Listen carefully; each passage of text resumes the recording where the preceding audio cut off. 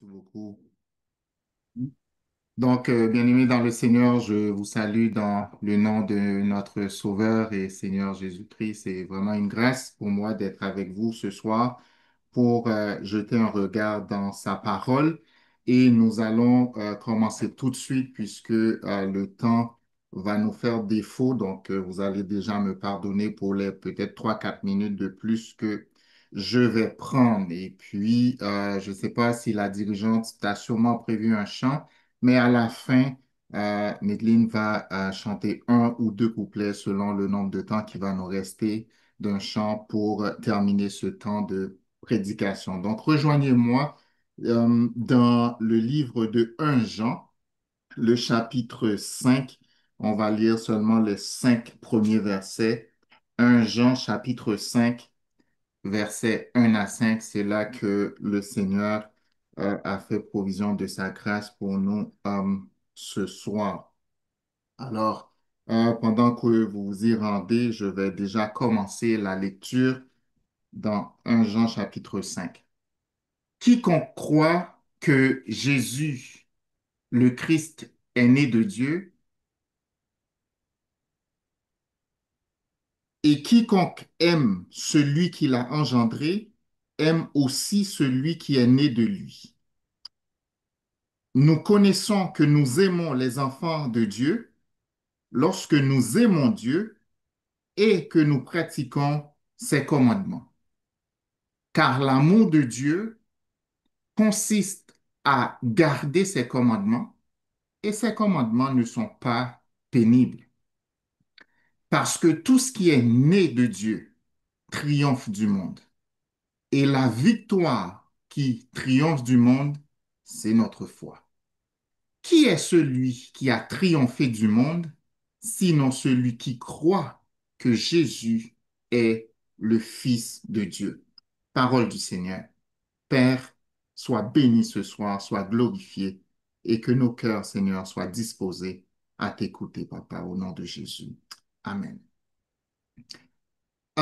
Dans la nomenclature biblique, si vous voulez, dans la liste des auteurs bibliques, l'apôtre Jean, qui a écrit cette lettre, il nous est présenté comme un disciple qui affectionnait beaucoup le Seigneur Jésus.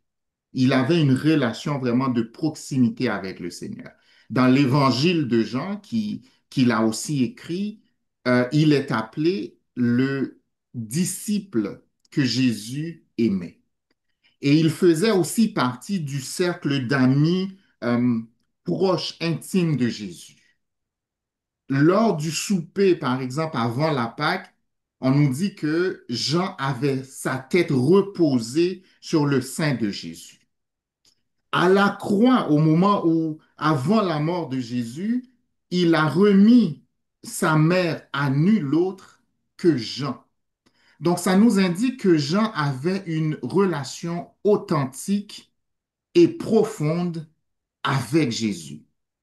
Contrairement à un disciple comme Pierre, par exemple, Jean n'était pas prompt à prendre la parole. En fait, la Bible ne nous rapporte pas beaucoup d'échanges entre Jean et les autres disciples. Ce qui me dit que Jean était possiblement quelqu'un de calme.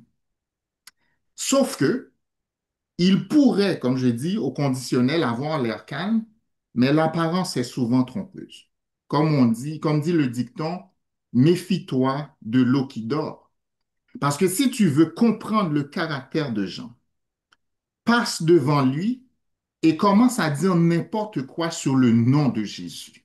Et tu vas vite savoir qui est Jean, de quel bois il se chauffe. C'est l'équivalent de penser que Sœur Irlène est calme, puis passer devant elle et commencer à dire n'importe quoi sur le baptême. Tu vas vraiment savoir si Sœur Irlène est calme. Et c'est ce qui nous amène en fait dans le livre de Jean, dans la première épître. C'est parce qu'il y avait des enseignants de mensonges, qu'on appelait des antéchrists, qui ont proféré des faussetés sur la personne de Jésus-Christ, sur ses attributs, sur son caractère et sa divinité.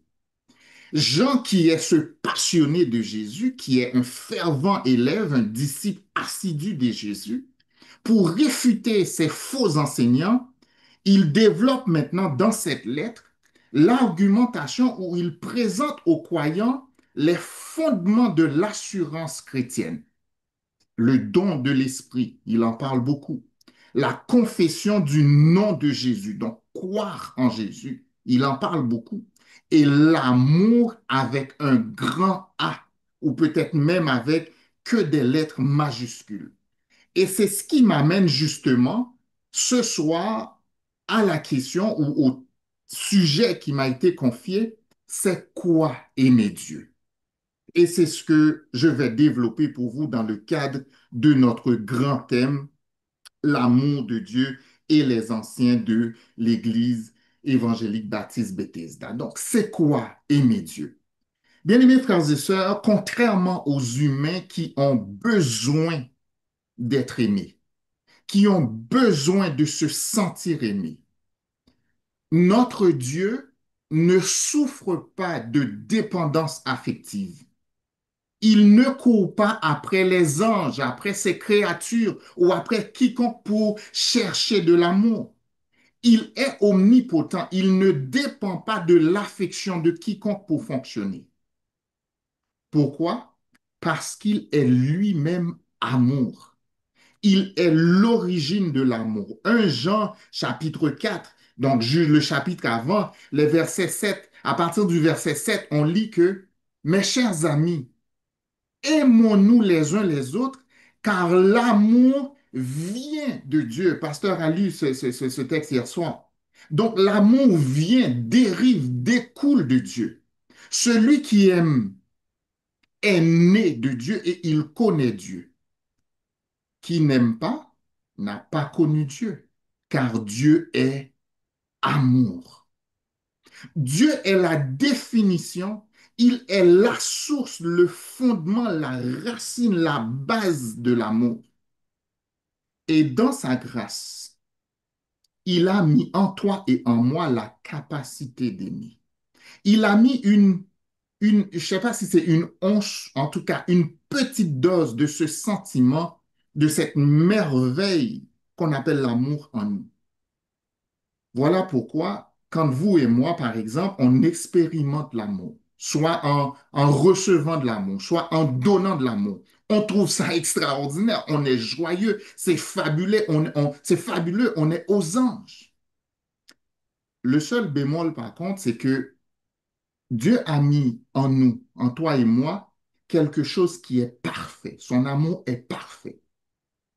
Mais en ajoutant l'amour parfait dans un contenant, dans nos cœurs qui sont humains, qui sont imparfaits, lorsque vous et moi, nous devons maintenant exprimer de l'amour, parce que notre cœur est imparfait, nous le faisons de manière imparfaite. Si je te donne un exemple, tu veux servir de l'eau fraîche dans un moment où il fait chaud, tu veux donner de l'eau à des gens, et puis tu prends l'eau, tu mets de la glace, l'eau est fraîche, elle est bonne, elle est pure, mais sauf que ton pot, ton pichet, le bec est cassé, les rebords sont cassés, eh bien, même si ton eau est bonne, mais quand tu vas venir pour verser ton eau, tu ne pourras pas le faire comme tu le voudrais.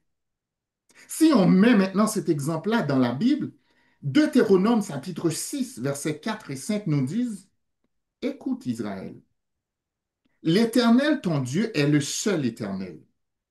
Tu aimeras l'Éternel ton Dieu de tout ton cœur, de toute ton âme et de toute ta force. Je vais m'arrêter seulement sur de tout ton cœur.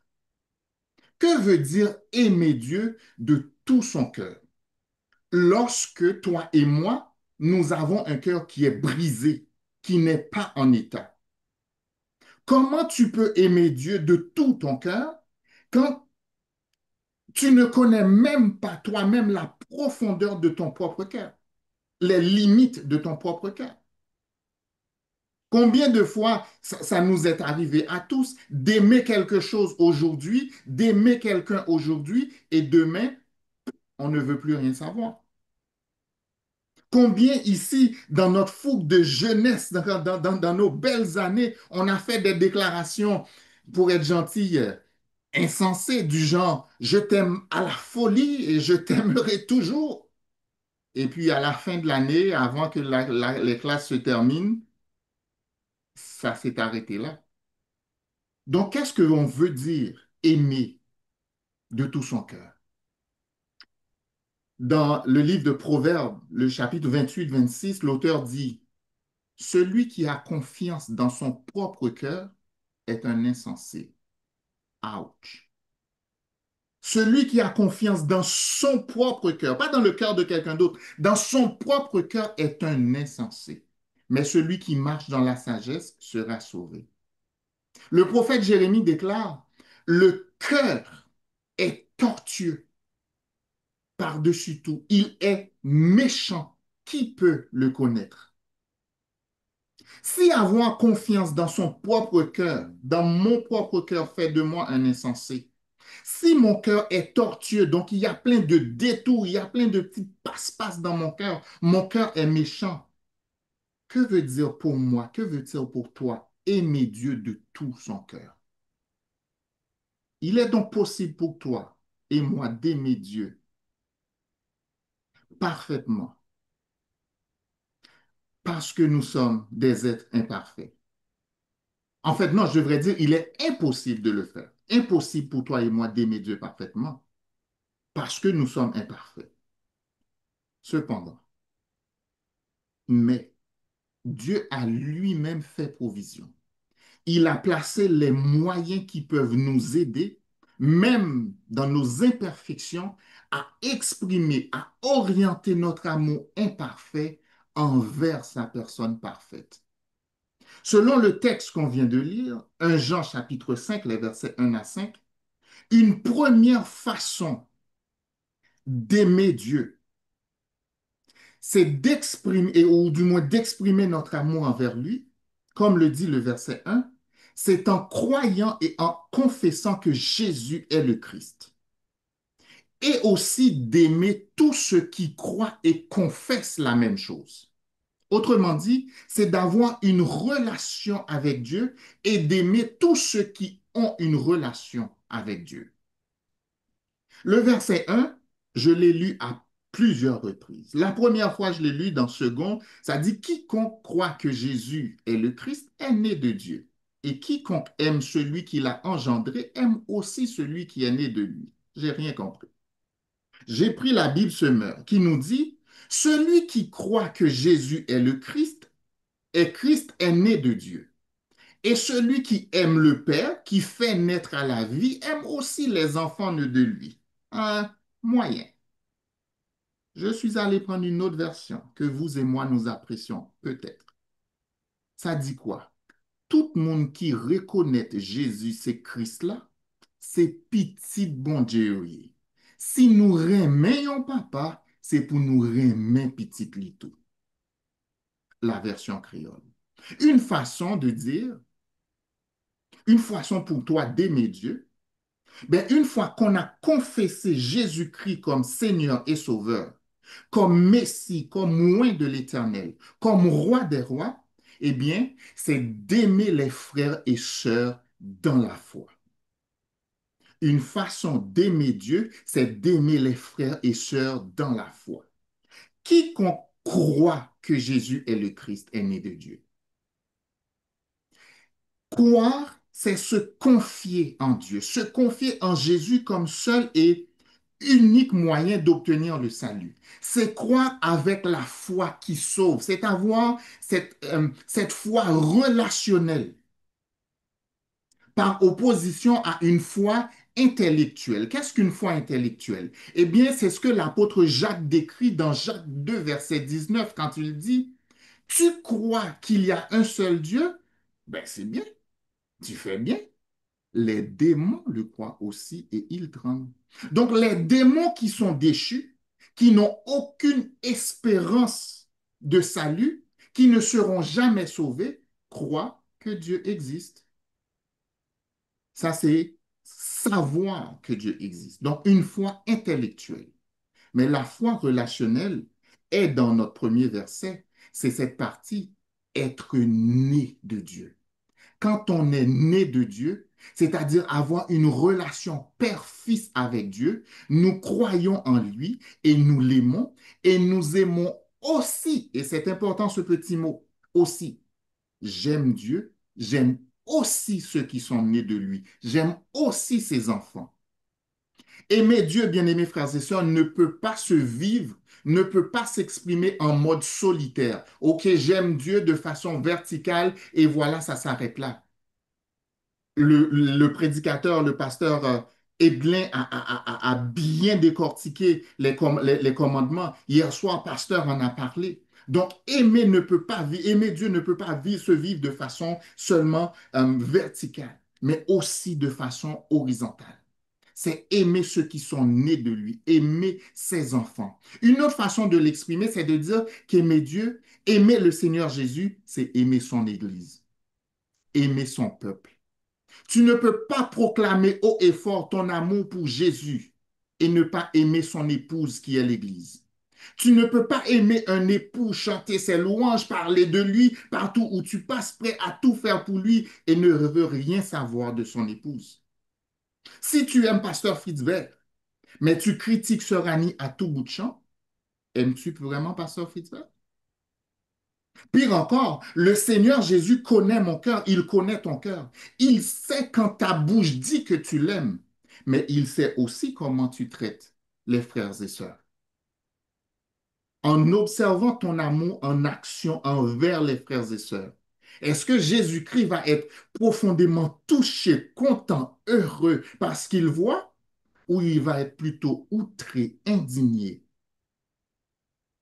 Voici un texte qui décrit la réaction de Jésus face à ceux qui ont témoigné de l'amour envers son peuple, envers son Église. Matthieu 25 à partir du verset 31. Je lis plusieurs versets. Ça nous dit, lorsque le Fils de l'homme, donc Jésus-Christ, viendra dans sa gloire avec tous les anges, il s'assiera sur le trône de sa gloire. Toutes les nations seront assemblées devant lui. Il séparera les uns d'avec les autres, comme le berger sépare les brebis d'avec les boucs. Et il mettra les brebis à sa droite et les boucs à sa gauche. Alors le roi dira à ceux qui seront à sa droite, eh, venez, vous qui êtes bénis de mon Père, prenez possession du royaume qui vous a été préparé dès la fondation du monde.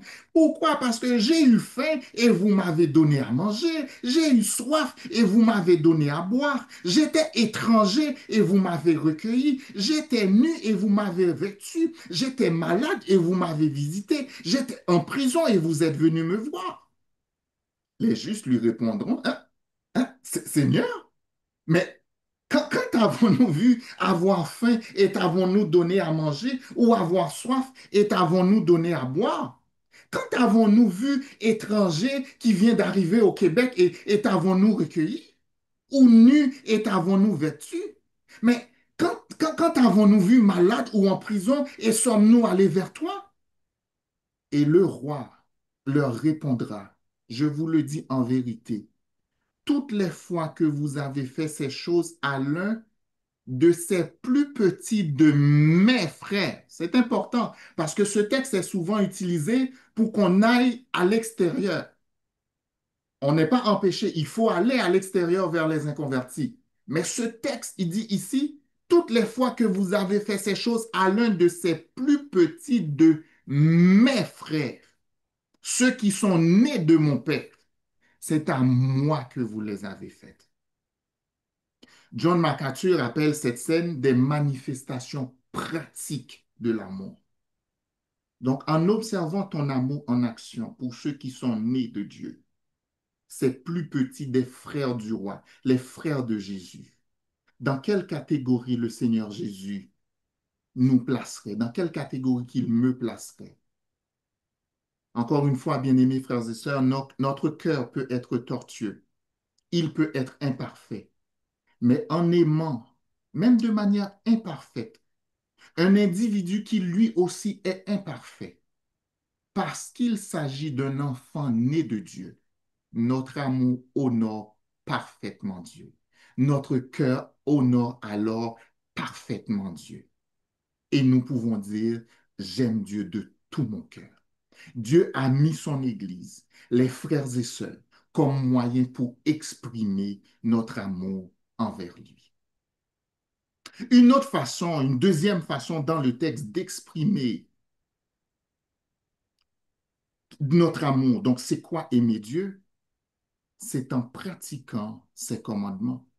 Les versets 2 et 3 nous disent, nous connaissons que nous aimons les enfants de Dieu lorsque nous aimons Dieu et que nous pratiquons, donc que nous obéissons ses commandements. Car l'amour de Dieu consiste à garder, à accomplir ses commandements. Et ces commandements ne sont pas pénibles.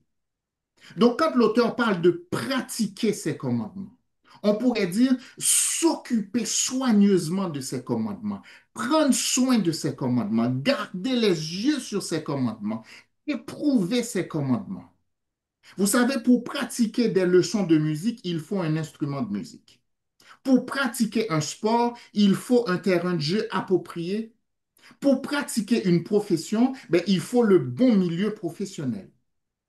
Pour pratiquer les commandements du Seigneur, l'Église de Jésus-Christ devient le milieu parfait qui permet de mettre ces commandements en application.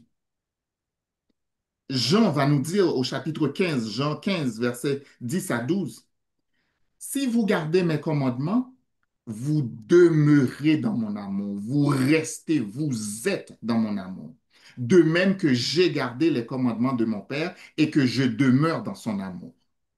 Je vous ai dit ces choses afin que ma joie soit en vous et que votre joie soit parfaite. C'est ici mon commandement. Aimez-vous les uns les autres comme je vous ai aimé. Comment aimer un frère? Comment aimer une sœur?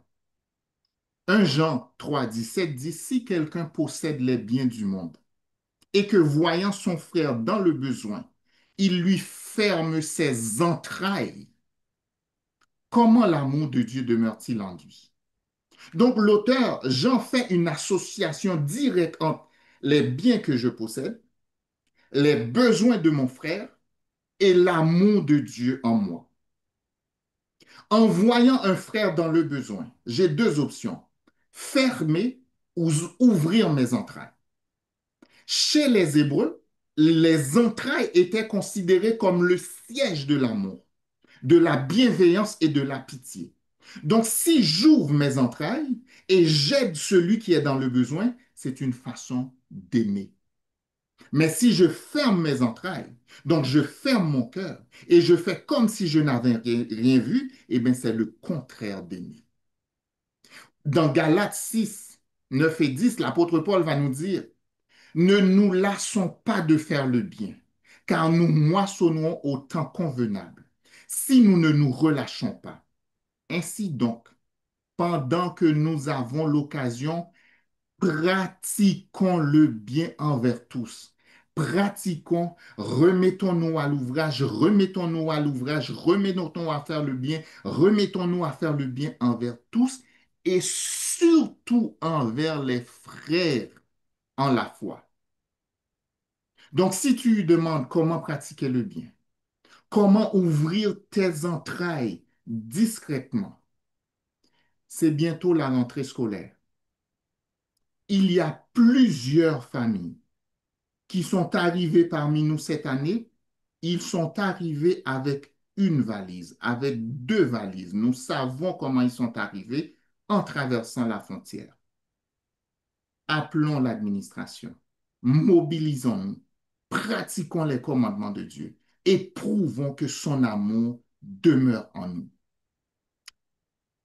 Je vous ai dit au début que Dieu ne souffre pas, bien-aimé, de dépendance affective. Il ne court pas après ses créatures pour trouver de l'amour. La Bible nous décrit par contre une scène particulière où Jésus va demander à quelqu'un, est-ce que tu m'aimes? Dans Jean 21, 15 à 17, un passage avec lequel on est familier, Jésus va interroger Pierre à trois reprises et va lui dire, Pierre, m'aimes-tu? Et il va lui dire, paie mes brebis. Une deuxième fois, Pierre, m'aimes-tu? Pierre répondit, oui Seigneur, tu sais que je t'aime. Jésus lui dit, paie mes brebis. Une troisième fois, Pierre, Simon Pierre, fils de Jonas, m'aimes-tu? Et là, Pierre fut attristé de ce qu'il lui avait dit. Pour la troisième fois, m'aimes-tu? Et il lui répondit, Seigneur, tu sais toutes choses, tu sais que je t'aime. Jésus lui dit, paie mes brebis. En d'autres termes, si tu m'aimes, prends soin de mon Église, prends soin de mon peuple, prends soin de mes enfants. Et vous savez, ce texte ne s'applique pas seulement qu'aux pasteurs. Jésus a vu en Pierre un homme imparfait, un homme qui avait les rebords cassés. Mais Christ a versé son amour parfait en lui et lui a demandé de prendre soin des siens. Frères et sœurs, les leaders, responsables de département ou de petits groupes, jusqu'au simple chef qui est responsable de sa famille, aimer Dieu, c'est recevoir la lourde responsabilité de prendre soin de son Église, l'Église de Jésus-Christ. Si tu es à la tête d'un groupe, même s'il n'y a que deux personnes, assure-toi que tous les membres de ton équipe sont spirituellement nourris. Ne commencez jamais une activité que pour l'activité elle-même, sans prendre quelques minutes de prier, même si c'est le samedi, même si c'est le mardi et même si c'est le dimanche, sans prendre le temps de lire au moins un verset. Ce ne sont pas des choses difficiles à faire. Et on l'a lu dans le verset 3 de 1 Jean 5 qui dit, les commandements de Dieu ne sont pas pénibles. Donc, pratiquer, appliquer les commandements de Dieu ne sont pas pénibles. Et mon dernier point, aimer Dieu, c'est avoir cette foi qui triomphe du monde. Les versets 4 et 5 nous disent, parce que tout ce qui est né de Dieu triomphe du monde. Et la victoire qui triomphe du monde, c'est notre foi. Qui est celui qui a triomphé du monde, sinon celui qui croit que Jésus est le Christ, le Fils de Dieu? À trois reprises, l'auteur répète triomphe du monde. Deux fois, le verbe est au présent et une fois au passé. Au verset 5, au passé, le jour où tu as cru que Jésus est le Fils de Dieu, que tu as remis ta vie entre ses mains, tu as triomphé du monde parce que Jésus, lui aussi, par sa mort et sa résurrection, il a triomphé du monde. Les deux autres fois au présent, au verset 4. Parce que j'ai une relation avec Dieu, parce que je suis son enfant et je cultive au quotidien cette relation, ma foi triomphe du monde. Mais maintenant, frère Lionel, comment aimer Dieu, c'est avoir une foi qui triomphe du monde? Je vais vous raconter quelque chose que vous avez sûrement vécu, surtout les plus vieux. En 1992, les États-Unis ont envoyé aux Jeux olympiques de Barcelone ce qui est baptisé encore aujourd'hui, qu'on appelle The Dream Team, l'équipe de rêve de basket. Il y avait des noms comme Magic Johnson, Charles Barkley, Karl Malone, John Stockton, Patrick Ewing, David Robinson, Larry Bird, Scottie Pippen et un certain Michael Jordan. Et je sais qu'il y a des gens qui disent, mais de qui il parle? Toutes ces grandes vedettes étaient sous contrat à ce moment-là dans la Ligue nationale de basket. Mais pour les Jeux olympiques, il y a la compagnie Reebok, qui était à l'époque une grande compagnie et qui devançait même sur certains aspects d'autres grandes compagnies. Donc cette compagnie Reebok a commandité à hauteur de plusieurs millions de dollars la veste, donc le jacket, que ces joueurs, les joueurs du Dream Team, devaient porter seulement à la cérémonie de fermeture des Jeux olympiques. Sauf que cette journée-là, il y a un certain Michael Jordan qui s'est dit qu'il n'allait pas prendre de photos publiquement avec le logo de Reebok sur lui, même s'il était dans l'obligation de porter la veste en question. Donc, qu'est-ce qu'il a fait? Il a pris un drapeau américain qu'il a utilisé pour couvrir le logo de Reebok. Donc là, personne ne pouvait rien dire. C'est un Américain qui a un drapeau américain sur son épaule. Il a fait cela pourquoi? Parce que lui, Michael Jordan, il avait un contrat de longue durée avec une autre compagnie. Et par loyauté, par amour, par attachement, par fidélité pour son commanditaire officiel, il a refusé ce privilège temporaire d'être pris en photo avec un autre logo. C'est quoi le lien avec la foi qui triomphe? Eh bien, ce commanditaire qui est devenu aujourd'hui un partenaire d'affaires à long terme, pour ne pas dire à vie, de Michael Jordan, est la compagnie Nike. Pourquoi je te dis ça? Parce que l'auteur ici a répété 3 fois le verbe triompher. Eh bien, ce verbe triompher vient du même mot que la compagnie a copié son nom. C'est le verbe niké en grec, qui veut dire dompter, vaincre, triompher, surmonter, être vainqueur. Donc, je sais que quelqu'un ce soir est dans une situation où l'ennemi te fait miroiter certains avantages. Mais laisse-moi te dire qu'aimer Dieu, c'est avoir cette foi qui triomphe du monde. Le commanditaire officiel de ta foi, le commanditaire officiel de ma foi, c'est Jésus le ressuscité. À la croix, il a remporté la plus grande victoire pour toi et moi. Aujourd'hui, une façon de lui témoigner ton amour, c'est de lever ta tête et de déclarer, j'aime Dieu, car ma foi en lui triomphe sur mon célibat. J'aime Dieu, car ma foi en lui triomphe sur ma période de chômage. J'aime Dieu, car ma foi en lui triomphe sur mon statut à l'immigration. J'aime Dieu, car ma foi en lui triomphe sur l'état de mes finances. J'aime Dieu, car ma foi en lui triomphe sur mon état de santé. J'aime Dieu, parce que ma foi en lui m'a fait surmonter cette période de deuil. Bien-aimé, on apprend à compter sur bon Dieu, on apprend à dépendre de bon Dieu comme une preuve d'amour envers lui. Apprenons à lui obéir. Apprenons à dire non au monde. C'est une preuve d'amour envers lui. Même si le monde offre des avantages, ces avantages sont temporaires, ne sont que pour une courte durée. Je préfère, oui, fuir les plaisirs du monde, mais aimer Dieu et garder cette foi qui triomphe du monde, sachant que la récompense en Dieu sera beaucoup plus grande que toute autre offre venant du monde. N'aimez point le monde, ni les choses qui sont dans le monde. Si quelqu'un aime le monde, l'amour du Père n'est point en lui. Bien-aimés frères et sœurs, aimer Dieu, c'est aimer ceux qui sont nés de lui. C'est aimer son Église. Aimer Dieu, c'est pratiquer, c'est appliquer ses commandements dans son Église. Aimer Dieu, c'est avoir la foi qui triomphe du monde, la foi qui triomphe sur les épreuves, la foi qui triomphe sur les difficultés, la foi qui triomphe sur le deuil, sur la perte de notre chair. Et bien aimés frères et sœurs, en cette année de jubilé, je termine avec ça, avant que Medline chante pour nous les 2 couplets.